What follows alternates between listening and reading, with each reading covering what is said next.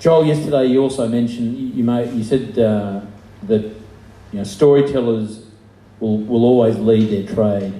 Can you embellish on that? Yeah, it was in conjunction with the communication thing, and people who can communicate, tell stories, they always tend to lead their trade because they're the ones that can explain it, and make it go to the heart of a matter. So, when parents come up to me, and they've got little, 8 or 9 year old Johnny or Mary, and they say, she wants to be a farmer. What they want to know what they should major in college. That's the kind of they're 8, they're 9. And my advice is always join the local theater group. Learn to tell stories. Learn to communicate. Because if you can communicate and tell stories, you can thrive in any field at all. Communication's a big deal, and I think that we, especially in our movement, and I'm going to assume there's not a Monsanto plant in here. There's one. No, we had them dispatched. And he's out washing dishes trying to pay the $1 billion lawsuit bill for Roundup. We need attractive storytellers. Our side, if you look at Monsanto's webpage, man, their story is we're the ultimate sustainable place. We're going to make sure your children eat because there's going to be enough food because of us and GMOs. And I mean, our side too often, we're just haranguing. We don't like you. Get rid of those chemicals. Get rid of those pesticides. We don't want, water mining. I've seen some signs around here. Our side so often is just against stuff. And we have to become storytellers like what Lisa did in this film, to tell our story in a positive light and offer something positive to the world, and say, not only can we feed the world, we can do it without three-legged frogs and sterile salamanders and dead zones the size of Rhode Island and the Gulf of Mexico.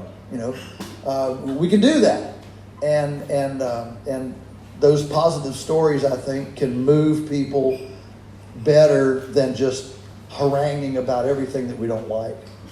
Talking about storytelling, Joel, what would you suggest? And you've been up against it many times with your local county, as I understand, and government legislation. What sort of thing would you suggest people, eaters, as I call them, farmers and eaters, what message do you think we need to tell our politicians and our councillors about, what we want, what we expect in our food system or regenerative agriculture? What is there a message that we should be telling them, and how? Is there an effective way that we can engage? I think there's kind of two aspects to this. I wouldn't be true to myself if I didn't at least put in a plug for what I call owning my body. I mean, if there's one intimate thing that we should be able to make decisions about, it's what to feed our microbiome. I mean, we got 3 trillion beings inside of here, and we've got freedoms for a lot of things, and the right to choose the food of my choice, my body's fuel. That's a pretty intimate choice. And what we've got right now is we've got societies. I don't want to blame the government because the government is a reflection of society. So society has chosen to restrict a lot of our freedoms. You can't buy raw milk if you want to. You can't get backyard made pepperoni or cheese from Aunt Matilda's kitchen, or a home processed chicken. This is my 16th trip to Australia, And as I travel this great country, you know, and people see this, you know, the open processing of chickens, it's illegal here, you know, and so there's a lot of food freedom that's denied, which leads me then to the second thread. And the second thread that I like to tell, you know, politicians, elected officials, and people about us is that that there is different kinds of food, and there are different kinds of food systems. The Coles Woolies food system, that's one system, all right, and we can argue whether it's necessary or not or whatever. The fact is there is a burgeoning alternative food movement that does believe compost piles are better than chemical 10-10-10, that does believe that herbivores can be handled positively or negatively. It's not the herbivore, it's the management of the herbivore. There are different ways of doing these things. And so what we need is to allow the alternative to not just exist, but to actually thrive. The innovation always comes at the lunatic fringe, at the edge. But the edge is never smiled on by the powers that be, because the edge, the innovative edge, always threatens the entrenched status quo. And so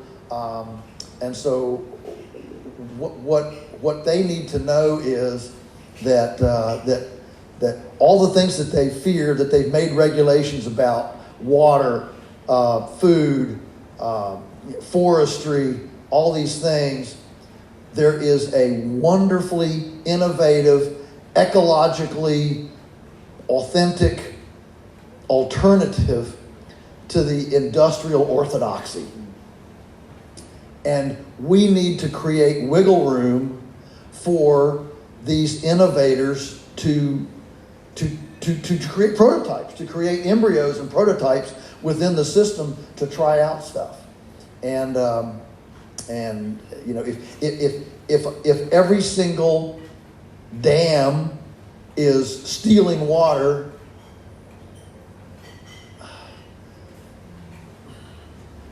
you know, how does a person prove what P.A. Yeoman said, your great water guru, or Peter Andrews solving all the river problems? There are solutions to all of these fears and concerns of society, and we have to allow a few prophets and weirdos to germinate and to try things on a limited, make it be a small scale, but try things, then measure it, test it, measure it, and see if it can go. The problem is we have so much top-down regulatory control that many of these innovative antidotes to the problems that we've created can't actually come to the testing phase. Yeah. So the message there is support your widow farmer. Yeah, so support your widow. I mean, at the end of the day, why should society fear if somebody wants to drink raw milk? I mean, really. Yeah,